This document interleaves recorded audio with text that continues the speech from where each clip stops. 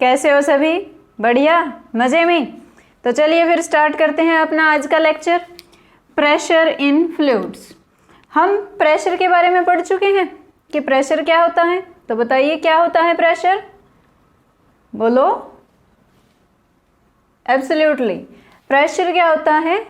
Thrust per unit area. और thrust क्या होता है?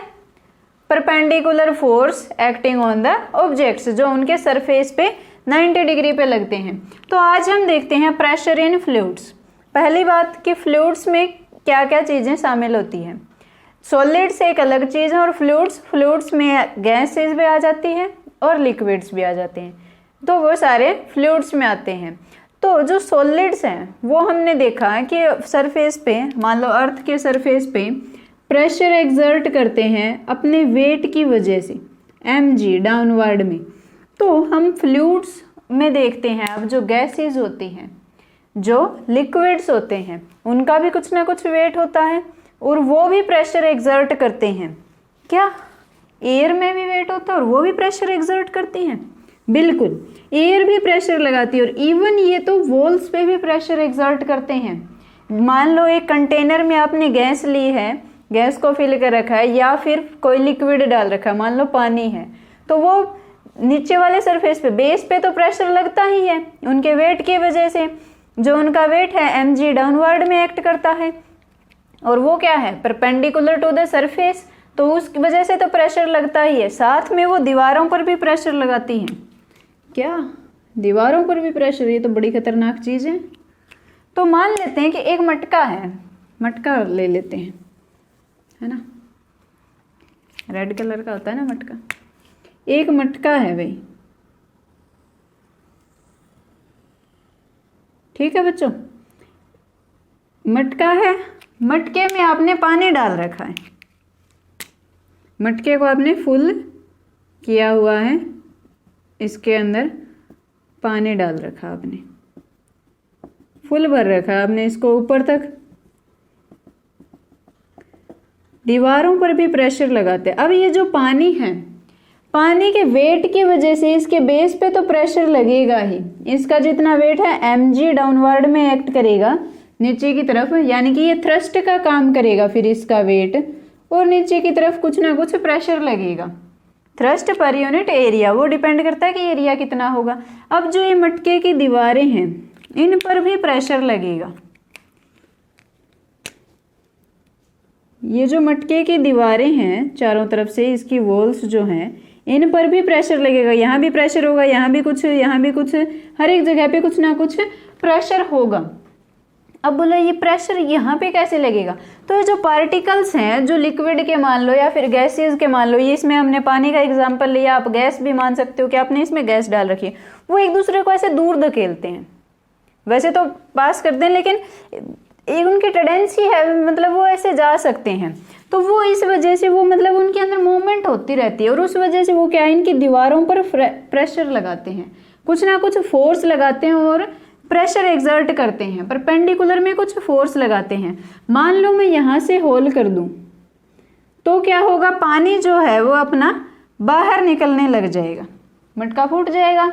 अगर मान लो आप मटके में छेद कर दो तो क्या होगा? ऑब्वियस सी बात है कि पानी जो है उस छेद से बाहर की तरफ निकल जाएगा।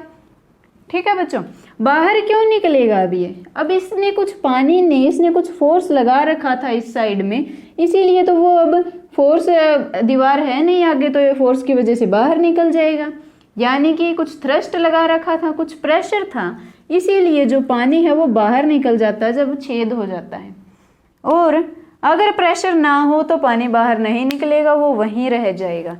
तो इस एग्जाम्पल से भी आप समझ सकते हो कि जो फ्लूइड्स हैं, वो मतलब गैसेस और लिक्विड्स अपने वेट की वजह से बेस पे जो प्रेशर लगाएंगे और चारों दीवारों पे भी, जिस भी कंटेनर में उसको लिया हुआ है, उनकी दीवारों पर भी वो प्रेशर एक्सर्ट करते हैं। एक और टर्म हम इसमें पढ़ने वाले हैं, बायोन्सी। क्या? बायोन्सी। बायोन्सी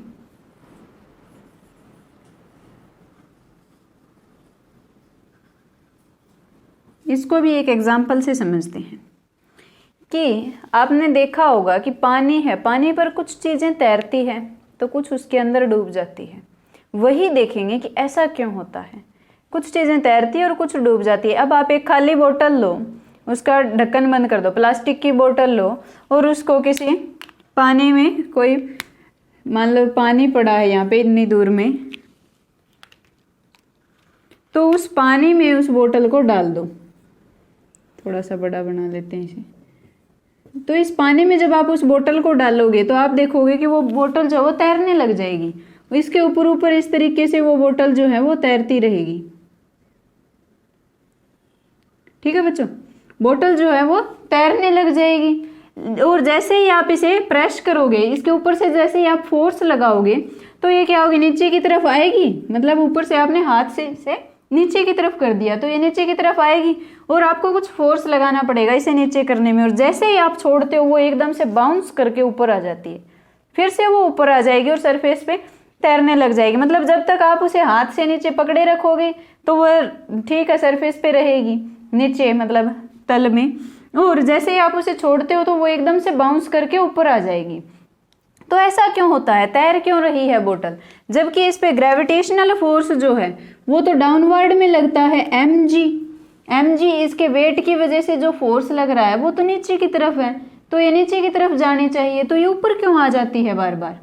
इसका मतलब क्या है कि जो पानी है इस पे कुछ ना कुछ ऊपर की तरफ फोर्स लगा रहा है, इसीलिए ये बार बार ऊपर आ रही है। अपने आप से तो ऊपर आ नहीं सकती जब तक कोई एक्सटर्नल फोर्स नहीं होगा, यानी कि अपने वेट की वजह से तो नीचे जानी चाहिए, लेकिन एक्चुअल में क्या ऊपर जा रही है उछल के। तो मतलब ऊपर की तरफ भी इसे कुछ फोर्स है, खींच रहा होगा, इसीलिए वो ऊपर जा रही है।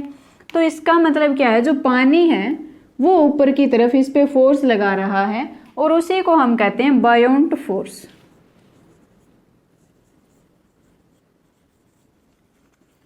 बायोंट फोर्स मतलब जो पानी है वो सभी चीजों पे बायोंट फोर्स लगाता है ऊपर की तरफ।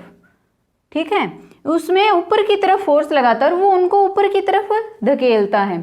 जैसे कि बोतल है, बोतल में ग्रेविटेशनल फोर्स लगा mg, इसका वेट जो वो नीचे की तरफ है, लेकिन इस पे जो बायोंट फोर्स है वो ज्यादा लग रहा है, इसीलिए ये ऊपर की तरफ चली जाती है। मतलब इन दोनों की आपस में बनती नहीं है, जो ग्रेविटी है वो उसको नीचे की तरफ खींचती है और पानी का जो बायोंट फोर्स है वो उसको ऊपर की तरफ धकेलता है और पानी आखिर में जीत जाता है। तो वो ऑब्जेक्ट्स जो वो तैरने लग जाते हैं।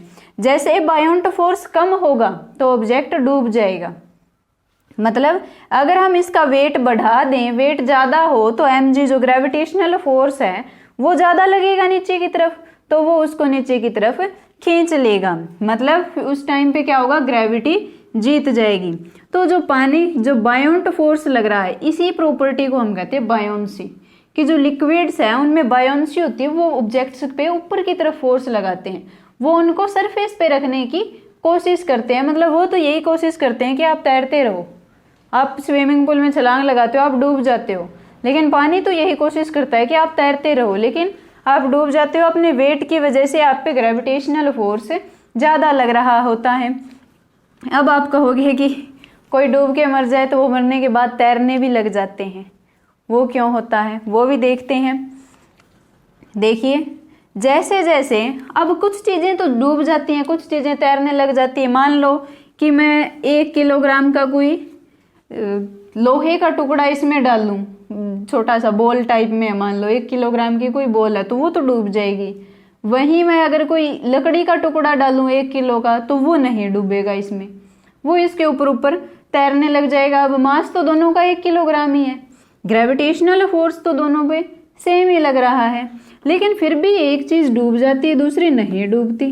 वो बताइए क्यों, सोचिए कुछ। तो इसमें डूबती क्यों नहीं है, क्योंकि ये जो डूब रहे हैं ऑब्जेक्ट वो उनकी डेंसिटी पे डिपेंड करते हैं। लिक्विड की डेंसिटी जो हम ले रहे हैं और जो ऑब्जेक्ट की डेंसिटी है। अब कहोगे मैम ये डेंसिटी क्या होती है, घबराओ मत, डेंसिटी बता देते हैं बिल्कुल इजी लैंग्वेज में। डेंसिटी क्या है, गाढ़ापन। गाढ़ेपन से आप समझ सकते हो लिक्विड्स के केस में तो कि गाढ़ापन जितना ज़्यादा गाढ़ा होगा उतनी उसकी ज़्यादा डेंसिटी, जितना कम गाढ़ा उतनी उसकी कम डेंसिटी।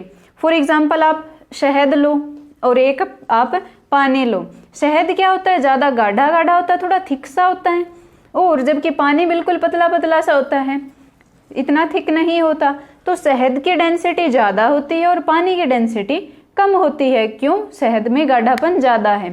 और एक और तरीके से आप इसे समझो कि डेंसिटी क्या होती है वैसे, मास पर यूनिट वॉल्यूम, मास पर यूनिट वॉल्यूम कि कितनी वॉल्यूम में कितना मास ऑक्यूपाइड है। अब मान लो मैं आपको एक छोटा सा बॉक्स दूं, ठीक है, एक क्यूब दिया मैंने आपको, एक बॉक्स दिया मैंने आपको, उसमें कहा कि आप उसमें कपास डाल दो, आप जितनी उसके अंदर कपास डाल सकते हो, या फिर रुई समझ लो, रुई डाल दो। तो आप उसमें कितनी रुई डाल सकते हो? आप मैक्सिमम भाई उसमें ठूस ठूस के भर दोगे तो आप 2 किलोग्राम के लगभग, मान लो कि आपने 2 किलोग्राम के लगभग उसमें रुई डाल दी, और उसकी वॉल्यूम भी मान लो मैंने आपको दी थी, कुछ भी मान लो, वॉल्यूम तो भी है दोनों के केस में, ठीक है, मतलब उसने कितनी वॉल्यूम थी उसकी, कितने वो ऑक्यूपाई कर सकती, कितना उसमें सामान आ सकता है। तो रुई के केस में आपने उसमें 2 किलोग्राम रुई डाल दी। अभी मैं आपको कहूँ सेकंड केस कि उसी बॉक्स में कोई आप लोहे की चीज़ डाल दो, तो आप कितने वजन तक की उसमें लोहे की चीज़ डाल सकते हो? आप कहोगे जी मैं तो जिम में से वो डंबल नहीं होते वो लाऊंगा उठा के, खुद से भी नहीं उठेगा आपसे, लुढ़का लुढ़का के लाओगे और उस बॉक्स में डाल दोगे जैसे तैसे करके, तो वो कितना वजन आप उसमें डाल सकते हो? लोहे की चीज़ जब आप डाल रहे हो तो आप लगभग कम से कम भी आप उसमें 100 किलो तक का वजन डाल सकते हो, है ना। जबकि रुई आप उसमें 2 किलो ही डाल पाए, आपने बिल्कुल पूरी मेहनत कर ली, बिल्कुल उसको ठूस ठूस के भर दिया, लेकिन रुई तो फिर भी 2 किलोग्राम ही आई उसमें, और उतनी ही जगह में लोहे की चीज़ आपने 100 किलो डाल दी, तो डेंसिटी किसकी ज़्यादा होगी? लोहे की। तो डेंसिटी यही है कि कितनी जगह में कितना मास आ रहा है, मतलब उसी वॉल्यूम में मास आया 100 किलोग्राम यानी कि डेंसिटी ज़्यादा है, उसी वॉल्यूम में मास आया 2 किलोग्राम यानी कि डेंसिटी कम है। तो रुई की डेंसिटी कम होगी और लोहे की जो आप चीज़ डाल रहे हो उसकी डेंसिटी ज़्यादा होगी। बेसिकली डेंसिटी इसीलिए कहते हैं क्या है, मास पर यूनिट वॉल्यूम, कि कितनी वॉल्यूम में कितना मास आप डाल सकते हो, कितना मास है, तो वही होती है डेंसिटी। आई थिंक आपको डेंसिटी समझ में आ गया होगा कि डेंसिटी क्या होती है। तो अब देखते हैं कि कुछ ऑब्जेक्ट से डूब जाते हैं, कुछ नहीं डूबते। क्यों नहीं डूबते जबकि मास सेम होने के बावजूद भी? तो वो इसीलिए नहीं डूबते क्योंकि जो अपना बायोंट फोर्स है वो डिपेंड करता है किस पे? डेंसिटी पे। डेंसिटी जितनी ज्यादा होगी बायोंट फोर्स भी उतना ही ज्यादा होगा, और डेंसिटी जितनी कम बायोंट फोर्स भी उतना ही कम। यानी कि पानी में चीजें आसानी से डूब जाएंगी और शहद में इतनी आसानी से नहीं डूबेंगी, ठीक है। क्यों? क्योंकि शहद की डेंसिटी ज़्यादा है तो वो उस पर बायोंट फोर्स ज़्यादा लगाएगी। तो यही होता है ऑब्जेक्ट्स के केस में। मान लो एक आपने पिन डाल दी, लोहे की कोई पिन डाल दी, और वो क्या होगी, आपने यहाँ से डाली, वो सीधा नीचे आकर रुकेगी, डूब जाएगी एकदम से, जबकि उसका मास बहुत ही कम था। तो यानी कि ग्रेविटेशनल फोर्स तो इस पर कम ही लग रहा था, फिर भी ये डूब गई है, डूब के मर गई फिर भी ये, है ना, आत्महत्या कर ली इसने। ऐसा क्यों हुआ? क्यों? क्योंकि इस पे जो बायोंट फोर्स लग रहा था वो कम था। अब बोला लिक्विड की डेंसिटी तो चेंज होगी नहीं, इसकी डेंसिटी देखते हैं अब हम।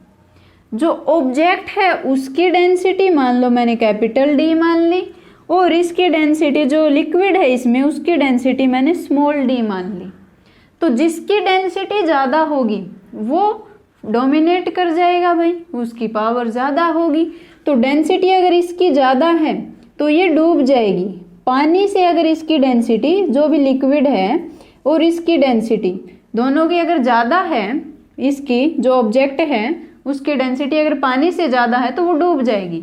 वहीं अगर मैं लूँ एक लकड़ी का टुकड़ा कार्डबोर्ड टाइप में, तो वो नहीं डूबेगा, जबकि इसका मास ज़्यादा है फिर भी नहीं डूबेगा। क्यों? क्योंकि इसकी डेंसिटी जो है वो कम है, लेस है, और जो पानी की डेंसिटी है वो ज़्यादा है, हाई डेंसिटी है इसकी। इस वजह से ऊपर वाले की डेंसिटी कम है, इसकी डेंसिटी ज़्यादा, तो इसको आसानी से ऊपर की तरफ तैरा सकता है। तो इसीलिए कुछ चीज़ें तैरती हैं, कुछ चीज़ें नहीं तैरती। जैसे कि आप एक सुई लो, उसको ऐसे सीधा छोड़ दो ऊपर से एकदम से, सुई डूब जाएगी पानी में। लेकिन एक जहाज होती है, एक शिप होती है, वो भी तो लोहे की बनी होती है, लेकिन वो नहीं डूबती। क्यों नहीं डूबती? क्योंकि उस जहाज की डेंसिटी कम होती है और पानी की डेंसिटी ज़्यादा होती है वहाँ पे। और जो सुई होती है वो डूब जाती है। क्यों?